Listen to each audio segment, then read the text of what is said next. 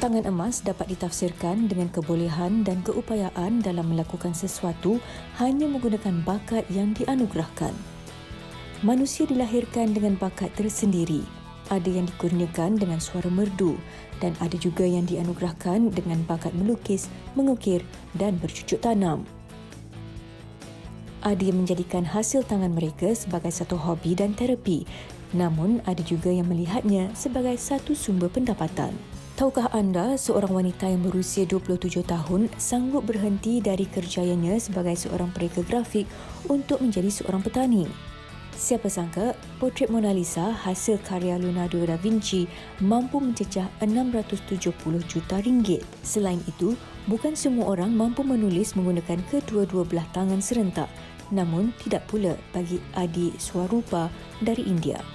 Gadis remaja ini dilaporkan mampu menulis 40 hingga 45 patah perkataan bahasa Inggeris menggunakan kedua-dua belah tangannya dalam masa 1 minit, dan tidak hanya itu, dia juga mampu melakukannya dalam keadaan matanya tertutup. Justru dengan mempunyai tangan emas dan kemahiran berfikir di luar kotak, nyata ianya boleh dijadikan sebagai satu kerjaya.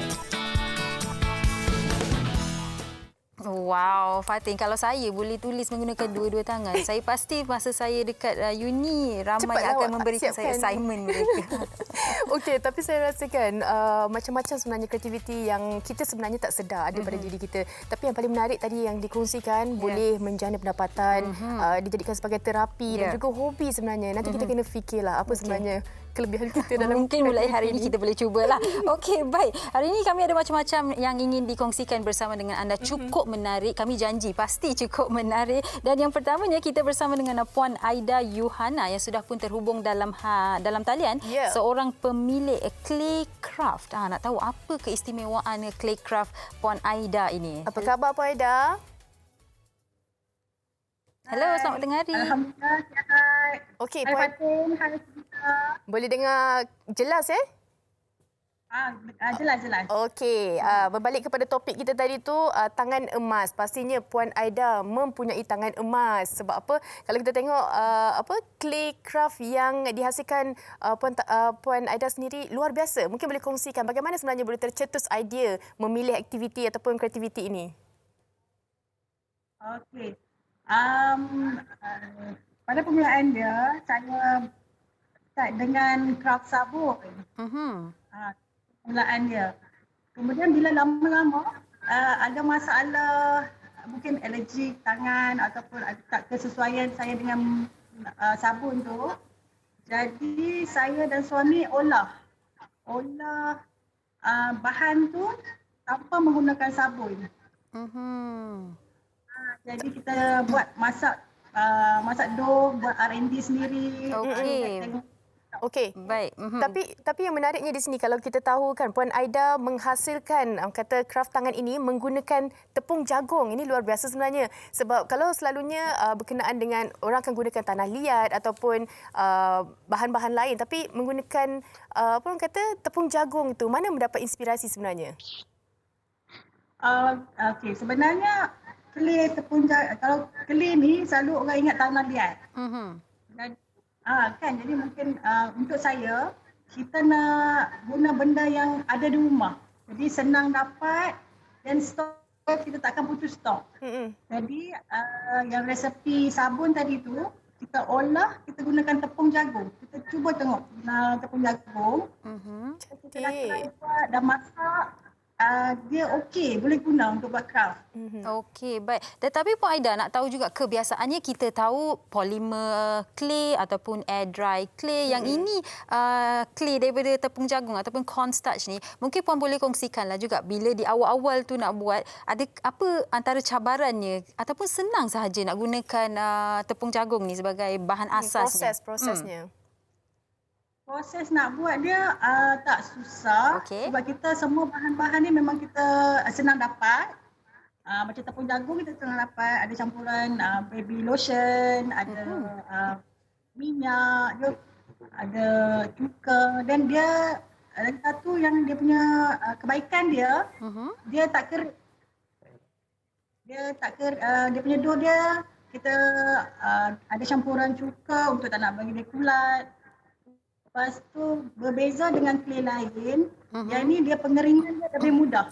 Dia tak payah masak. Kita cuma letak dedahkan ke udara, dia akan kering sendiri. Oh, maksudnya dia boleh kering sendiri. Seperti juga air dry clay lah boleh dikatakan. Betul. Okey, tapi kalau melihat kepada konsep-konsep yang dihasilkan Puan Aida sendiri, banyaknya flora dan fauna yang banyaknya boleh dijadikan hantaran juga sebenarnya. Bagaimana agaknya ketelitian itu bermula ataupun jangka masa untuk siapkan satu tu berapa lama agak-agak? Dia tempoh masa untuk siap ni dia bergantung kepada design, bergantung kepada saiz benda apa yang kita nak buat. Contoh macam kalau spoon, kalau sudu mungkin masa tak lama, dalam 20 minit dah boleh siap. Cuma kita masa untuk kering saja. Kalau yang macam jam semua kita mungkin perlu masa sehari untuk siapkan. Okey, tapi Puan Aida nak tahu juga produk yang dah disiapkan ini hanya sekadar perhiasan ataupun boleh digunakan sebab macam sudu ni comel sangat. Lepas tu kalau anak-anak ambil guna kena air atau apa-apa, adakah ia akan rosak? Bagaimana pula dengan penjagaannya? Dia macam mak ke sudu boleh guna. Boleh guna. Cuma kalau untuk penjagaan dia, kita kena kurangkan masa cuci tu jangan kena air banyak sangat dekat area yang kita sebab takut nanti bila kita gam, lama-lama nanti dia kena air, dia akan tercabut. Okey. Kita gunakan gam kan? Tapi kalau untuk nak bagi tahan lama, kita boleh guna, kalau tak guna untuk minum cemak, untuk minum pun kita boleh letak stationery ke, letak pack, boleh. Dan ada apa-apa demo yang ingin Puan Aida kongsikan bersama dengan kami tak? Mungkin ada boleh tunjukkan sedikit. Special untuk wanita hari ini. Okey. Wow. Ada buatkan plate. Wow. Wanita hari ini. Tapi yang ni belum siap. Baru sebahagian. Ada bunga lavender. Bunga lavender wanita hari ini. Tapi belum siap pun dah nampak menarik dah untuk saya tu. Tapi nak tahu juga berapa lama mengambil untuk menyiapkan yang ini, yang walaupun dah separuh siap ni. Berapa lama dia ambil? Yang ni saya ambil masa dalam 25 minit. Wow, 25 Okey, minit. so boleh buat dalam 6 lah. Okey, dan mungkin Puan Aida boleh kongsikan juga kalau ialah macam Fatin katakan tadi, mungkin ada juga yang memberi pesanan untuk tempahan sebagai barang hantaran. Kan, sebab cantik dan cukup teliti juga. Puan Aida boleh kongsikan setakat ni bagaimana dengan permintaannya dan kebanyakannya membuat tempahan untuk majlis seperti apa? Okey, macam saya tidak fokus satu kepada hadiah. Saya banyak untuk hantaran pun boleh, untuk hadiah pun boleh, untuk kegunaan harian pun boleh. Dan craft ni saya buat untuk semua lapisan masyarakat, lapisan umur. Maksudnya budak-budak boleh.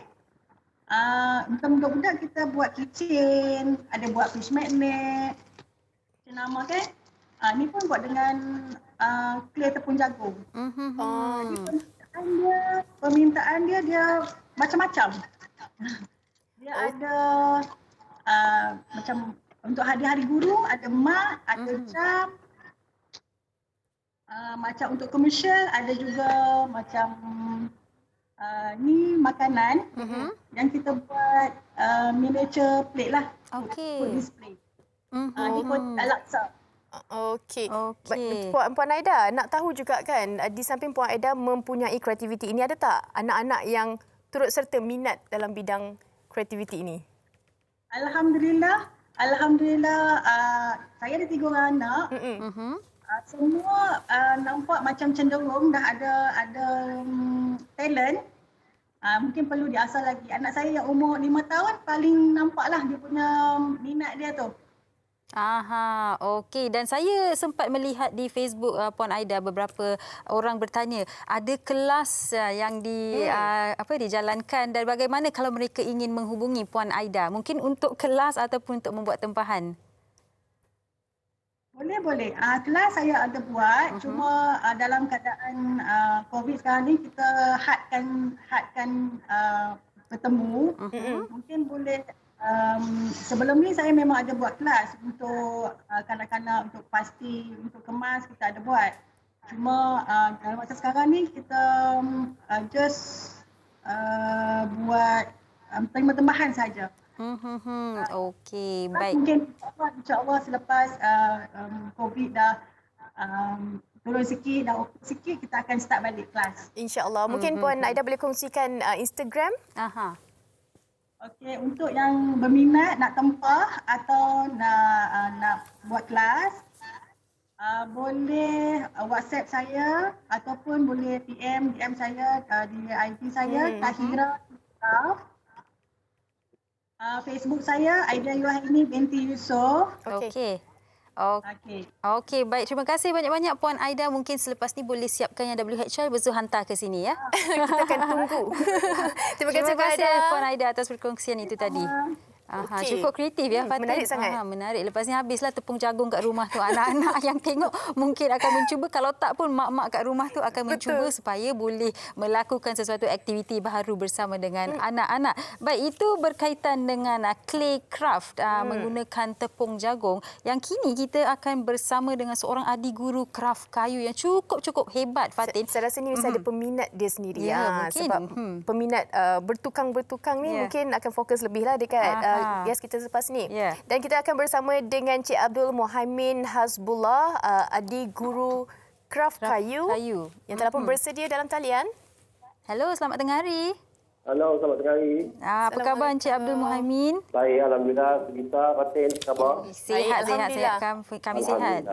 Baik, Encik Abdul Muhaimin, setahu kami, Encik seorang yang memang sememangnya pakar tempatan dalam bidang pengukiran kayu tradisional Melayu ya. Dan mungkin kita boleh mulakan sedikitlah dengan sejarah bagaimana sebenarnya Encik mula bergiat dalam bidang seni ukiran kayu ni. Okey, nama penuh saya Muhaimin Nasrullah. Dilahirkan di Johor. Sekarang menetap di Semulu Pahang. Okey. Sebenarnya minat saya dalam bidang ukiran kayu ni sejak dari zaman sekolah dulu. Saya suka melukis. Wow. Jadi dengan adanya bakat melukis tu, kenapa tidak saya kembangkan lagi bakat yang dia ada. Dan saya ingin mencuba sesuatu yang baru. Dan saya lihat banyak, negara kita banyak kayu-kayu dan juga bahan-bahan sumber yang terbiar yang tak digunakan. Contohnya kayu-kayu hanyut dan sebagainya.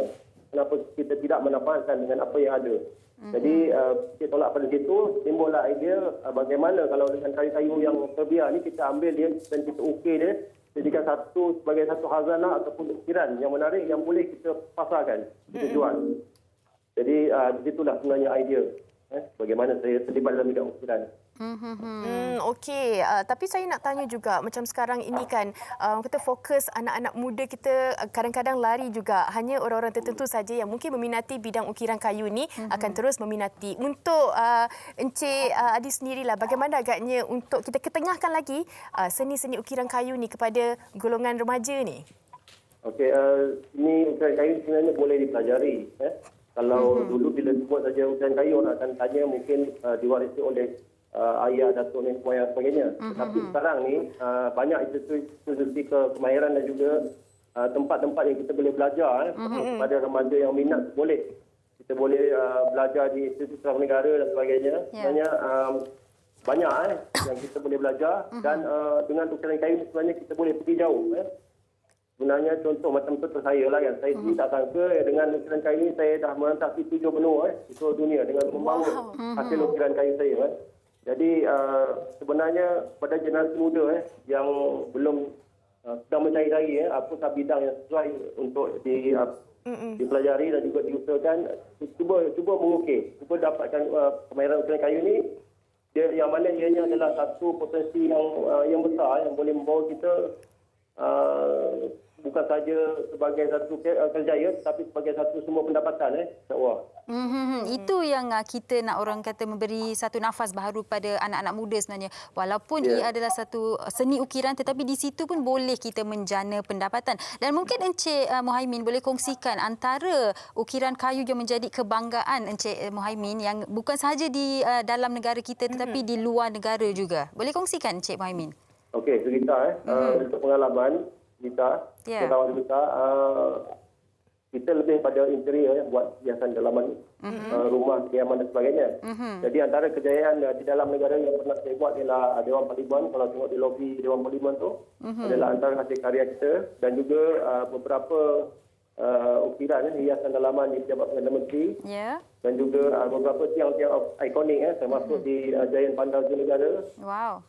Itu di tempatan lah, dan manakala di luar negara ukiran saya ini telah dihiasi menghiasi beberapa buah restoran di Tokyo, dan juga ada satu spa di London. Alhamdulillah. Ya, alhamdulillah. Saya membawa nilai-nilai tradisional kita ke luar negara bukan saja ke arah yang lebih supaya dikenali, malah membawa nilai-nilai seni yang bertujuan untuk mempromosi negara. Okey, Cik Mohaimin, untuk orang kata seni ukiran ni kan memerlukan ketelitian, kesabaran dan juga minat khususnya. Bagi Cik Mohaimin sendiri kan, ada tak antara kelas-kelas yang dibuka untuk mungkin yang mana berminat terus untuk ukiran kayu ni? Okey, bidang ukiran kayu ni agak unik sikit. Yang mana yang pertama seseorang tu perlu ada minat. Yang pertama dia ada minat. Maknanya jika dia ada minat, di situlah timbulnya usaha dia. Yang kedua dia ada usaha untuk mempelajari, untuk memperbaiki diri dari satu semasa ke semasa supaya menjadi seorang pengukir yang baik. Dia belajar sedikit-sedikit dan berusaha. Sekarang ni banyak ada tempat-tempat yang kita boleh belajar, contohnya Institut Keras Udara ataupun di Google dan sebagainya. Tapi yang penting kita kena ada satu guru ataupun orang yang menjadi pakar duduk kita supaya apa yang kita belajar itu betul. Dan yang ketiga adalah istiqomah. Istiqomah ini jati diri yang ada pada kita supaya kita buat sesuatu tu ada matlamat dan juga hala tujuannya. Okey. Baik, dan Encik Mohaimin, kalau boleh tunjukkan apa yang sedang Encik Mohaimin lakukan sekarang ni, sebab saya lihat dari awal tadi tengah membuat sesuatu ataupun mengukir sesuatu di sana, dan kami nak tahu juga apakah olahan flora dan fauna ke di hadapan itu? Okey, kebanyakan ukiran-ukiran yang saya hasilkan adalah berbentuk flora, flora dan fauna, lebih kepada bunga-bunga yang ada di sekitar kita lah. Okey, saya nak berkongsi di sini. Ini adalah ukiran, saya akan buat satu ukiran panel hiasan dalam bentuk 3 dimensi, 3D. Okey, ini adalah motif bunga orkid. Yang mana bunga orkid ni adalah bunga tropika tapi tidak diketengahkan. Jadi sebenarnya banyak flora dan motif-motif bunga yang kita boleh ketengahkan. Seterusnya satu lagi contoh, ini adalah bunga asam gelugur. Oh, wow. Cantik. Kalau macam ni berapa lama untuk dihasilkan, Cik Mohaimin? Okey, contohnya kalau ukiran ni ia mengambil masa lebih kurang dalam 5 hari. 5 hari. Okey. Dan jenis kayu yang digunakan? Yang ini kebanyakan saya guna kayu tempatan lah. Jadi ini saya gunakan kayu mahogany. Dan saya kira seni ukiran tradisional ni telah melalui pelbagai evolusi dan zaman, dan walaupun sekarang di zaman moden ada juga menggunakan mesin, tapi seni ukiran kayu menggunakan hasil air tangan Encik Mohaimin ataupun seni pengukir-pengukir yang lain tetap orang kata masih istimewa dan mempunyai orang kata special touch-nya lah ya. Dan mungkin di sini Encik Mohaimin boleh kongsikan jugalah sedikit nasihat kepada mereka di luar sana. Saya kira ramai yang berpendapat kalau untuk membeli seni ukiran ni kadang-kadang payah nak keluarkan duit. Tetapi di sebaliknya banyak usaha dan tenaga yang digunakan, kemahiran itu. Sedikit nasihat kepada mereka supaya tahu kenapa hasil seni ukiran kayu ni kadang-kadang mahal harganya. Okey, ukiran kayu seperti yang kita maklum, dia adalah daripada buatan tangan. Jadi banyak dengan skill ataupun kemahiran. Itu juga adalah satu anugerah yang Tuhan bagi pada kita. Dan bagaimana kita mengolah ataupun bagaimana kita menjadikannya sebagai satu hasil karya yang bernilai itu tergantung kepada pengukir itu sendiri. Jadi kita boleh buat sebenarnya macam-macam produk dengan ukiran ni. Sebagai contoh, saya ada bawa saya nak tunjuk satu bakul hiasan pelbagai, jadi boleh buat game dan sebagainya dan boleh buka dalam. Baik, Cik Mohaimin, mungkin ada yang tertanya. Maafkan saya.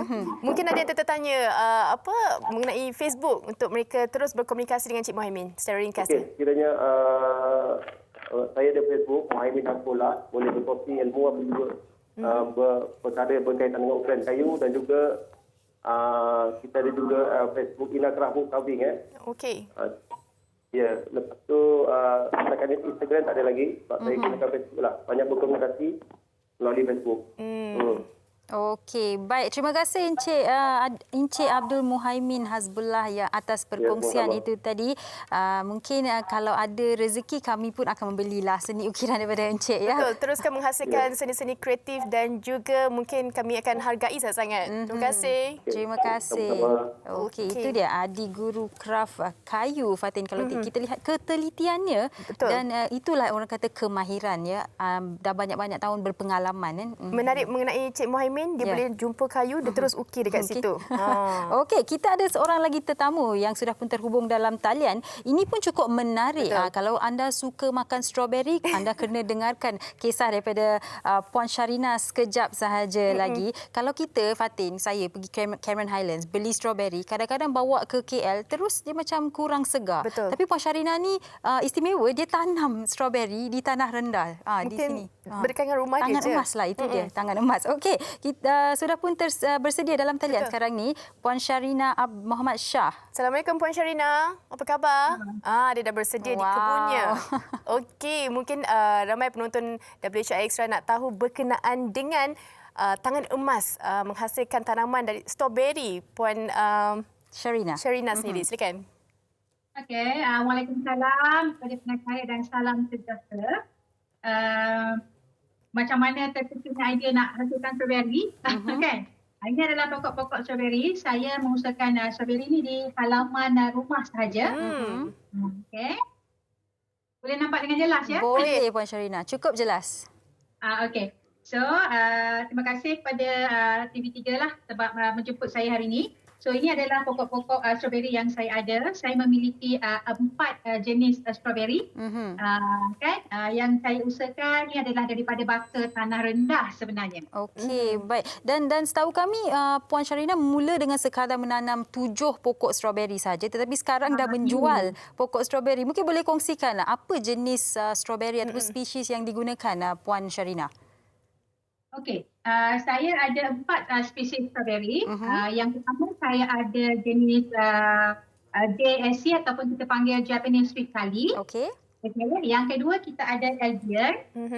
Yang ketiga saya ada Strasberry dan sekarang ni trending kalau di antara peminat strawberry ni adalah Pine Berry. Kita tunjukkan beza antara pokok-pokok ni. Okey. Kalau yang ini adalah pokok JSC yang Okey. mana buah dan daunnya berbeza dengan pokok-pokok jenis lain. Setiap strawberry ni dia berbeza tau Puan. Okey. Kalau JSC ni buah dia sedikit panjang, dia memanjang. Kalau Albion, ini adalah pokok Albion saya.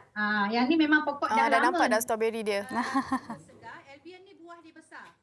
Aha. Kalau peminat ni pembuat kek dia akan memilih Albion ni. Buah dia besar memang cantik, bentuk dia Oh, pun Puan Sharina, maaf kami mencelah. Kami kurang dengar audio Puan Sharina. strawberry saya. Yang mana buah dia sedikit Puan pink, Sharina? tapi bunga dia berwarna pink. Okey. Dia ada bunga yang berwarna pink. Okey, Puan Sharina minta tolong, kami tak dengar audio. Tapi kegemaran saya ialah pine berry. Okey. Pine berry Okey. adalah strawberry putih. Yang sekarang ni memang semua mencari strawberry putih ataupun pine berry. Rasa dia adalah rasa di antara rasa nenas dan strawberry. Sedap. Oh. So ini adalah ini mata pokok dia yang saya Nampak ni? Ini adalah mata pokok atau orang Negeri Sembilan panggil induk pokok. Okey. Ini adalah pokok yang menghasilkan sulur-sulur yang mudah untuk kita biakkan. Dan saya nak share juga hari ini bagaimana cara kita nak biakkan strawberry. Teruskan Puan Sharina. Ada audio Okey, so cara membiakkan strawberry ni sangat mudah. Okey, bila kita dah beli pokok strawberry ni, biasanya kalau beli dengan saya akan jual pokok yang dah ada sulur.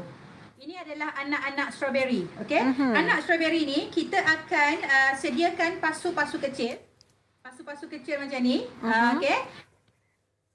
ni ataupun kita sulur dia, kita cuma letakkan sahaja di atas tanah. Tidak ditanam. Kita letak sahaja dan kita lock sikit menggunakan toothpick. Mudah je. Okey. Sebab tu orang tanya macam mana saya punya pokok jadi banyak kan? Sebab dia sangat senang. Okey. Okay, kita lock. Baik Puan Syarina, saya nak tanya juga berkenaan selalunya strawberry ini ditanam di tempat-tempat sejuk kan. Tapi Puan Syarina sendiri di belakang rumah saja. Bagaimana untuk menyediakan mungkin ada penggunaan benih-benih yang berbeza dari strawberry yang di tanah sejuk tu? Okey. Benih yang saya ada memang berbeza dengan benih yang anda boleh dapat di tanah tinggi. Okay. Contoh yang di Cameron Highland tu bila kita bawa, memang seperti yang Puan kata tadi, rasanya berbeza kan? Kalau yang kita petik di sini memang berbeza sebab baka dia berbeza. So untuk tanaman di tanah rendah, penggunaan medium tanaman pun berbeza. Kalau di tanah rendah, kita akan gunakan tanah sawit. Saya menggunakan tanah sawit yang dicampurkan dengan sabut. Okey. Dan Sebab kita nak menjaga kelembapan pokok. Jadi kalau ditanya bagaimanakah cara penjagaan pokok ini, dia sangat mudah. Kita siram bila perlu sahaja. Sentiasa pastikan pokok ini lembap sahaja. okey, baik. Dan berbalik kepada cara penanamannya tadi seperti yang Puan kongsikan, itu sahaja ke cara penanaman dia? Macam nampak senang? Ringkas?